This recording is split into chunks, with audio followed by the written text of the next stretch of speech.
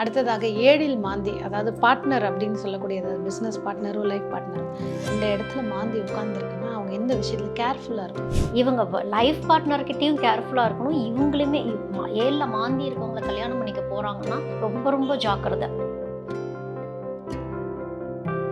தேய்பிறை அஷ்டமி, வளர்பிறை அஷ்டமிக்கு காலத்துக்கும் விளக்கு போட்டே இருக்கணும். மன்னிப்பு கேட்டுக்கிட்டே இருக்கணும். கர்மா வேலை பார்க்க ஆரம்பிச்சிருச்சுன்னு அர்த்தம். உயிர் பயத்தை கொடுத்துரும். இவங்களுக்கு செக்ஷுவல் லைஃப்லாம் அவ்வளோ சீக்கிரம் நல்லபடியாக மாந்தி விடவே விடாது. யார் மேலேயாவது ரொம்ப ஆசைப்பட வைக்கும், ஏங்க வைக்கும். அவங்க கிடைக்கிறதுக்கு என்ன வேணாலும் பண்ணுறதுக்கு முயற்சி பண்ண வச்சுக்கிட்டே இருக்கும்.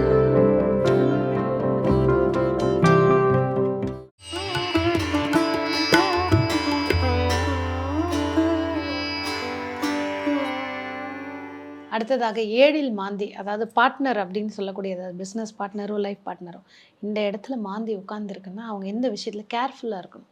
இவங்க லைஃப் பார்ட்னர்கிட்டையும் கேர்ஃபுல்லாக இருக்கணும். இவங்களுமே ஏழில் மாந்தி இருக்கவங்களை கல்யாணம் பண்ணிக்க போகிறாங்கன்னா ரொம்ப ரொம்ப ஜாக்கிரதை.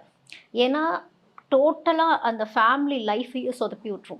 இவங்களுக்கெல்லாம் தான் அந்த செகண்ட் மேரேஜ், தேர்ட் மேரேஜ், எத்தனை மேரேஜ் ஆனாலும் அது வந்து, ஏன்னா இப்போ நான் சொன்னேன் இல்லையா, சுத்த ஜாதகமாக என் சுத்த ஜாதகம்ன்றுவாங்க. ஆனால் ஏழில் மாந்தி உட்காந்துட்டு அந்த ஃபேமிலியை ரன் பண்ண விடாமையே பண்ணிகிட்ருக்கோம். அந்த ஹஸ்பண்ட் அண்ட் ஒய்ஃபை சேரவே விடாது. ஃபார் நோ ரீசன் சைலண்ட்டாகவே இருப்பாங்க. இந்த வந்து இப்போ ஸ்லீப் டிவோர்ஸ் அப்படின்லாம் நம்ம பேசிகிட்டு இருக்கோம்ல, ஏழில் மாந்தி இருக்கவங்களுக்கு அது நடந்துக்கிட்டு இருக்கும். சண்டையெல்லாம் போட விடாது, ஆனால் மனசில் நிம்மதியை மட்டும் கொடுக்காது. கிடைக்க வேண்டிய அத்தியாவசிய தேவைகளை எதுவுமே கிடைக்க விடாது. வெளியிலேருந்து பார்க்குறவங்களுக்கு இவங்க பெஸ்ட் கப்பல் அப்படிங்கிற மாதிரி தெரியும். ஆனால் இவங்க வந்து ஸ்லீப் டிவோர்ஸ், சைலண்ட் டிவோர்ஸ் ஆனவங்களாக இருப்பாங்க. ஸோ இவங்கெல்லாம் வந்து ஏழில் மாந்தி இருக்குன்னா இவங்க பரிகாரங்கள், நிறைய பரிகாரங்கள் பண்ணணும். சனிக்கு பரிகாரம் பண்ணுறது, திருமணஞ்சேரிக்கு போயிட்டு வர்றது, அந்த ரிலேஷன்ஷிப் ஸ்ட்ராங்காக இருக்கிறதுக்கு பண்ணுறது, அடிக்கடி தாலியை மாற்றிக்கிட்டே இருக்கிறது.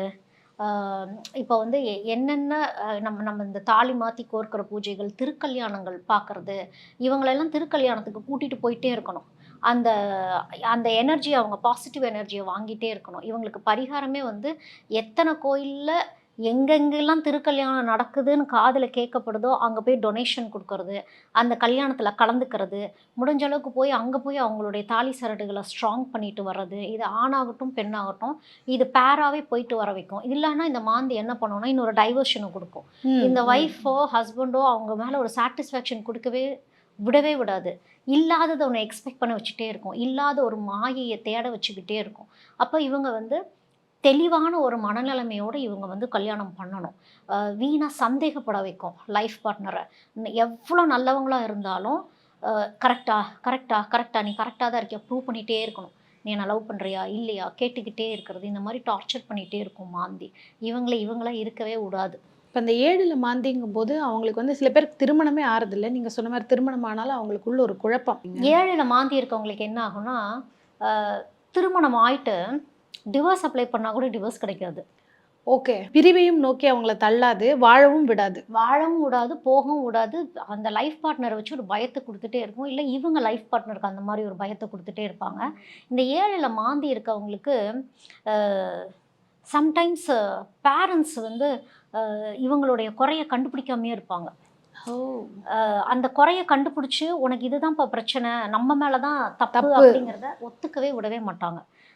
இவங்களும் தம் பையனோடெல்லாம் போய் மாந்தி பரிகாரம்லாம் பண்ணிட்டு வந்தால் கூட அந்த மாந்தி எதுக்கு அந்த ஏழில் வந்து உட்கார்ந்துருக்குன்னா, நீ தான் உன் லைஃப் பார்ட்னர்கிட்ட தவறுங்கிறத, உன் தவறை நீ முழுசாக ஏற்றுக்கிட்டீங்கன்னா நான் உன்னை விட்டுட்டு போயிடுவேன், நீ சபையில் ஒத்துக்கோ, அசிங்கப்பட வச்சு ஒத்துக்க வச்சு தான் விடும் மாந்தி. இவங்க அதுக்கு ரெடியாக இருக்க மாட்டாங்க. இதுக்கு முதல் வந்து இவங்க அம்மா விடவே மாட்டாங்க. ஏழில் மாந்தி இருக்கவங்களுக்கு ஒத்துக்கவே விட மாட்டாங்க. உனக்கு எந்த இதுவும் இல்லை, அவங்க தான் தப்புன்ட்டு ஸ்ட்ராங்காக உட்கார வச்சிடும். கண்டிப்பாக. ஸோ உணர்தலும் நிறைய கல்யாணங்களுக்கு போகிறது, அடிக்கடி தாலி கயிறு மாற்றுறது, உணர்ந்து அந்த பார்ட்னர்கிட்ட ரொம்ப கேர்ஃபுல்லாக இருந்து அந்த ரிலேஷன்ஷிப்பை தாலி வாங்கி கொடுக்கணும். ஏழில் மாந்தி இருக்கவங்கள கல்யாணம் பண்ணிட்டீங்க, இல்லை உங்களுக்கே ஏழில் மாந்தி இருக்குது, உங்கள் தாலியை வந்து உண்டியலில் போட்டுட்டு வந்துடுங்க. முடிஞ்ச அளவுக்கு தாலி வந்து சிலருக்கு அவங்களுடைய ஹாரோஸ்கோப் படி பார்க்குறப்போ சரி தாலி போடாமல் இருந்துக்குங்க, தாலியை போய் தானம் போட்டுட்டு வந்துடுங்க, அப்படியே ஒரு வாழ்க்கையை வாழுங்க. ஏன்னா ஏதோ ஒரு குறைய மாந்திக்கிட்ட நம்ம காட்டி ஆகணும். அது வந்து நீங்கள் தெய்வத்துக்கிட்ட சமர்ப்பிச்சதாக இருக்கட்டும் அப்படிங்கிற மாதிரி. சரி, அருமை. அடுத்ததாக 8ல் மாந்தி, ஆயுள் ஸ்தானம் அப்படின்னு சொல்லக்கூடிய 8ல் மாந்தி. இவங்க என்ன பண்ணணும்?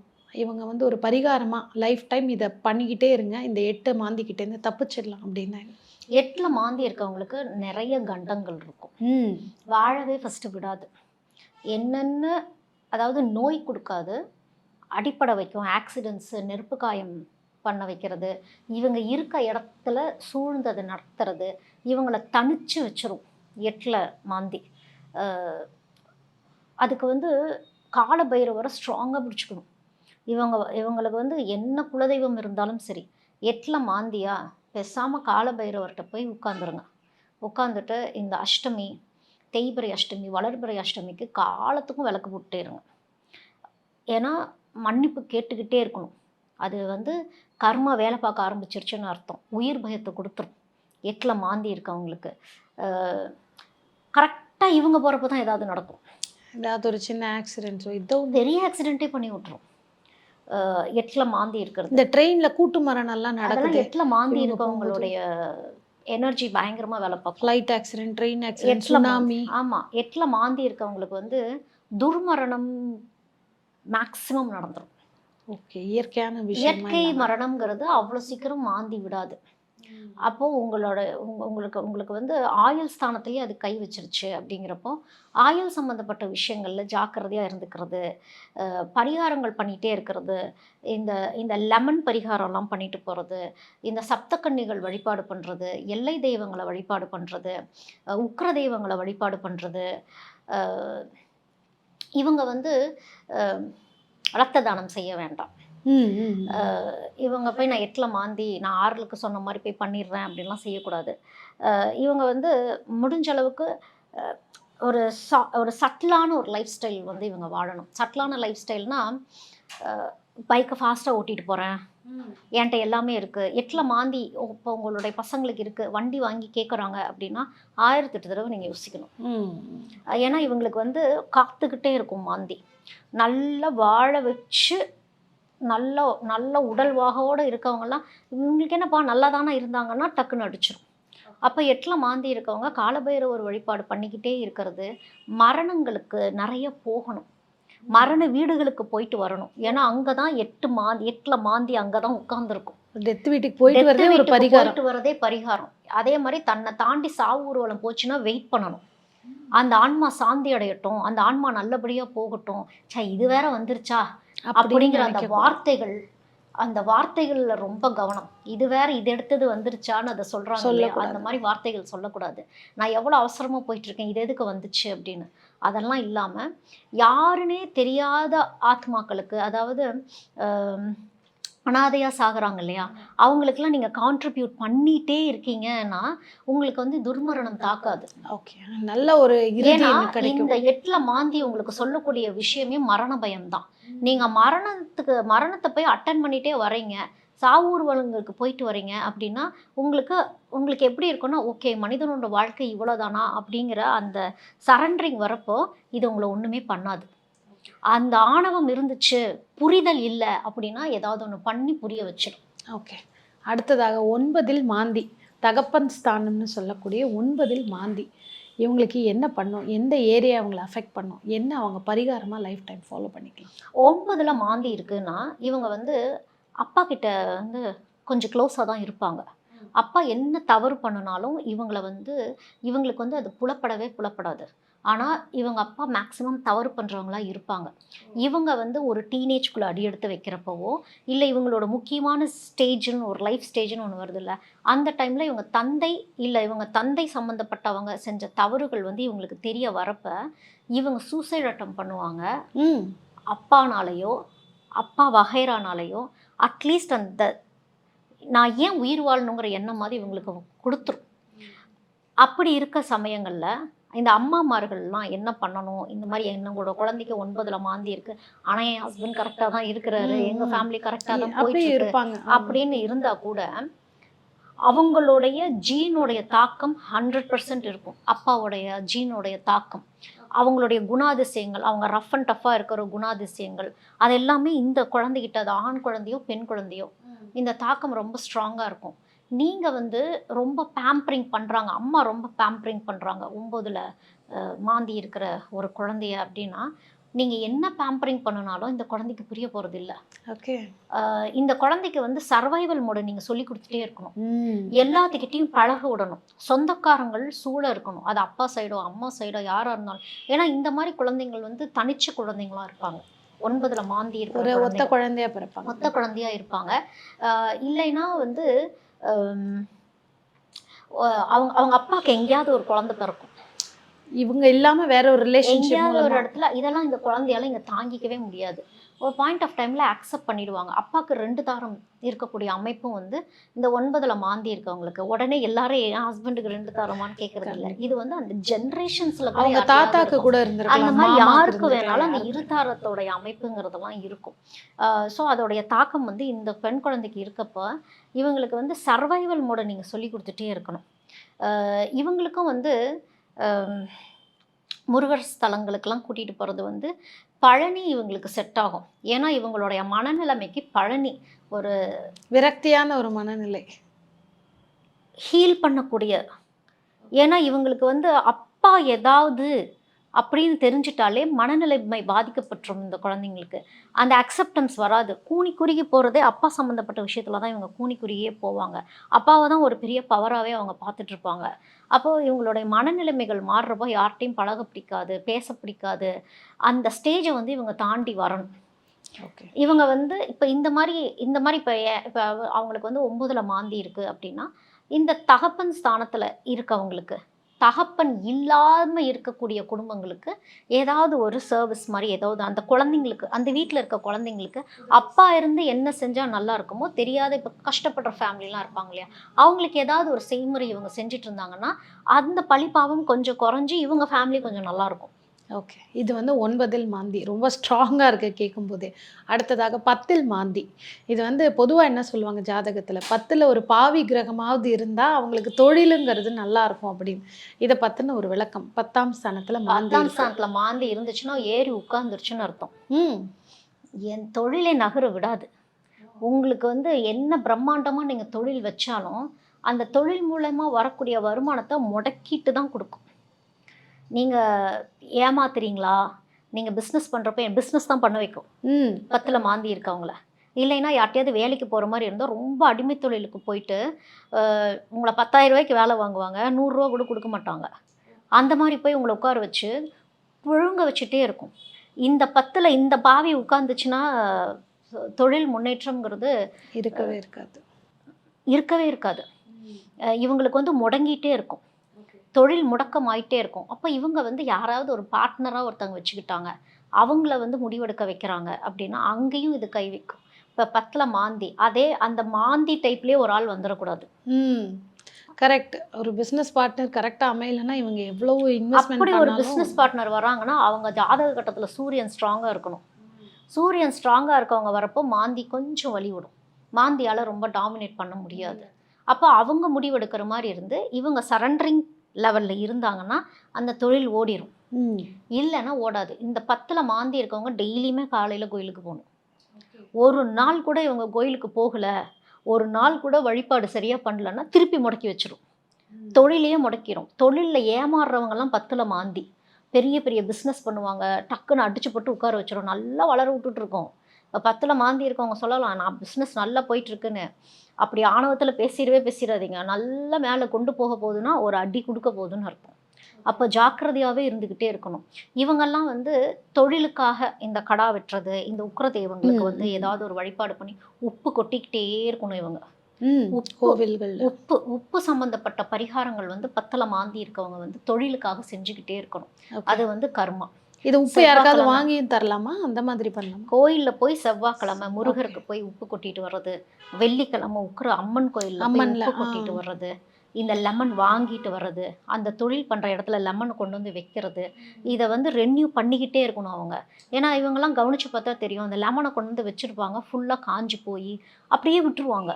இந்த தொழிலில் வந்து விருத்தியாகாமையே இருக்கும் இவங்களுக்கு. இவங்க சொல்லுவாங்க, நான் எல்லா பிஸ்னஸ் ஸ்டார்ட் பண்ணிட்டேங்க, ஆனால் என்னமோ எனக்கு மூவே ஆக மாட்டேங்குது அப்படிம்பாங்க. இவங்களுக்கு வந்து 10ல் மாந்தி இருக்குது, தொழிலுக்கு வந்து குலதெய்வம் வந்து உதவிக்கு வரதே ரொம்ப கஷ்டம். ஓகே. இவங்கெல்லாம் வந்து ஆம், சொர்ண ஆகாஷ பைரவரை வச்சு வழிபாடு பண்ணணும். ம். 10ல மாந்தி இருக்கவங்க ஓகே. நல்லா பெருசா வச்சிடணும். பெருமாள்லாம் வச்சாலாம் வேலைக்கு ஆகாது. ஸ்வர்ண சொர்ண ஆகாஷ்னா ஆகாஷ பைரவரை பைரவர். தான் வைக்கணும் இவங்க. இது 10ல் மாந்தி. அடுத்தது பார்த்தீங்கன்னா 11ஆம் பாவம். அதாவது எப்பவுமே நன்மையை மட்டுமே தரக்கூடிய பாவம் அப்படின்னா ஜாதக கட்டத்துல 11ஆம் இடம். இதுல மாந்தி ஒருத்தருக்கு இருக்கு. அப்ப கண்டிப்பா அவங்களுக்கு நன்மை தானே செய்யும். செய்யாது. ஓகே. 11ல மாந்தி வந்து எப்போ நன்மை செய்யும்னா, நீங்க சுயநலமே இல்லாம இருக்கீங்களான்னு பார்க்கும். உங்களுக்காக அவ்வளோ சீக்கிரம் நன்மையை தராது. மற்றவங்க உங்களை பாராட்டினா மட்டும்தான் அது விடும். ஆனா அந்த பாராட்ட வாங்கி கர்வத்தோட இருந்துட்டீங்கன்னா பறிச்சிடும். உங்களை வந்து இருக்கக்கூடாது. 11ல மாந்தி. மாந்தி வந்து எங்க போய் உட்காருதோ அது கர்மாவின் விளைவு தான். இப்போ 11ல மாந்தி நீங்க புண்ணியமே பண்ணிட்டீங்க அப்படின்னா, நீங்க மத்தவங்களுக்கு சர்வீஸ் ஓரியன்டடான ஏதாவது ஒரு வேலை பண்ணிட்டுருப்பீங்க. உங்களால நெறைய பேர் பலனடைஞ்சுக்கிட்டே இருக்காங்க. இது வந்து பப்ளிக் மணி உங்கள்ட்ட வந்துகிட்டே இருக்குது. நிறைய மக்களுடைய பணம் வாழ்த்தப்பட்டு உங்கள்ட்ட வருதுன்னா, 11ல மாந்தி நீங்க நல்லா இருப்பீங்க. சுயமா நான் மட்டும் தான் தனிச்சு சம்பாரிச்சுட்டு இருக்கேன். ஆனா நான் நல்லா தான் இருக்கேன் அப்படின்னா, நீங்க வந்து உங்களுடைய வருமானத்திலிருந்து ஒரு அளவுக்கு ஒரு பங்குக்கு யாருக்காவது வந்து வாழ்த்து தெரிவிக்கிற மாரி நீங்க சுபவிரய செலவா பண்ணியே ஆகணும். இல்லைன்னா மருத்துவ செலவுல போய் அது விட்டுரும். முடிஞ்சிரும். அந்த லைஃப வந்து தலைகீழா போடுறதுக்கு தான் மாந்தி வந்து உட்காரும். 11லயே உட்கார்ந்திருந்தா கூட எப்படி இது நல்லதா போகுது அப்படியே ரிவர்ஸ் பண்ணிவிடும். தலைகீழா பெரட்டி போடுறதுக்கே பார்த்துட்டு இருக்கும். அப்ப அவங்க அலர்ட்டாவே இருக்கணும். இவங்க என்ன பண்ணணும்? இதுல இவங்க வந்து மத்தவங்களுக்கு வந்து பப்ளிக் மணி வரணும் உள்ள. Okay, okay. அது நல்ல விதமா வரணும். நல்ல கர்ஸ்ட் மணியா இருக்க கூடாது. கர்ஸ்ட் மணியா இருக்கக்கூடாது. இவங்களும் மத்தவங்களுடைய வாழ்க்கையில தான் இவங்கனால நல்லாவே இருக்க இப்ப முடியும். இந்த சிட் கம்பெனிலாம் ஆரம்பிச்சு நிறைய பேர் பணத்தை ஏமாத்திட்டு போறாங்களே மாந்தி. அவங்கெல்லாம். 11ல மாந்தி நல்ல செழிப்பா கொண்டு வந்துட்டு, நல்ல அந்த குடும்பத்தையே நல்ல ஒரு செழிப்பா காட்டிட்டு அசிங்கப்படுத்திரும். ம். முகத்தையே வெளிய காட்ட விடாம பண்ணிரும். இப்ப அந்த அந்த ஊர்லயே பெரிய ஆட்களா இருப்பாங்க. இப்ப என்னோட இந்த பையனும் வட்டிக்கு விடுறவங்க அந்த மாதிரி. வட்டிக்கு விடுறவங்க வந்து 11ல மாந்தியில வரமாட்டாங்க. ஓகே. அவங்களுக்கு அந்த அமைப்பு இருக்காது. ஏன்னா அது வந்து மத்தவங்கள கஷ்டப்படுத்துறது. இவங்க சந்தோஷமா இருந்துட்டே தான் இருப்பாங்க. இது வந்து நம்மள ஏமாற வைக்கும். நம்மள கரெக்ட்டா ஏமாற வச்சு நம்ம யார் கூடயாவது சேர்ந்து ஒரு தொழில் பண்றோம், இல்ல ஃபேமிலிலயே இருக்கிறோம், யார ரொம்ப நம்பிட்டு இருக்கிறோம், அவங்க மூலியமாவே ஒரு துரோகத்த குடுத்துரும். ஒரு மாரி இடிஞ்சு உட்கார வச்சு நல்லா வாழ விடாம பண்ணிரும். அப்ப எப்படி இருக்கும்னா, இவங்களுக்கெல்லாம் எல்லாமே இருக்கு. ஆனா நான் ஏன் இப்படி இருக்கேன்னு எனக்கு தெரியல.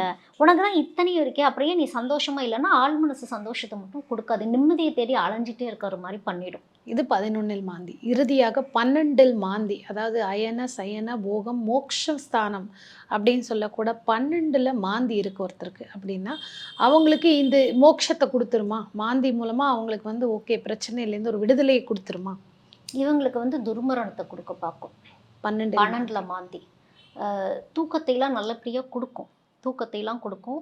எப்படின்னா, ரொம்ப லேட்டா எந்திரிக்க வைக்கிறது, அந்த டேவ ஒழுங்கா வாழ விடாம பண்றது, அ ஒரு நிம்மதிங்கிறத இவங்களுக்கு தரவே தராது.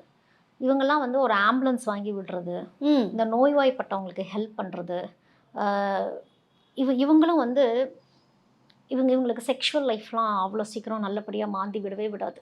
12ல் மாந்தி. யார் மேலேயாவது ரொம்ப ஆசைப்பட வைக்கும். ஏங்க ஏங்க வைக்கும். அவங்க கிடைக்கிறதுக்கு என்ன வேணாலும் பண்ணுறக்கு முயற்சி பண்ண வச்சுக்கிட்டே இருக்கும். தூக்கத்தை கொடுக்கவே கொடுக்காது. லவ் ஃபெயிலியர் கொடுக்கும் மாந்தி.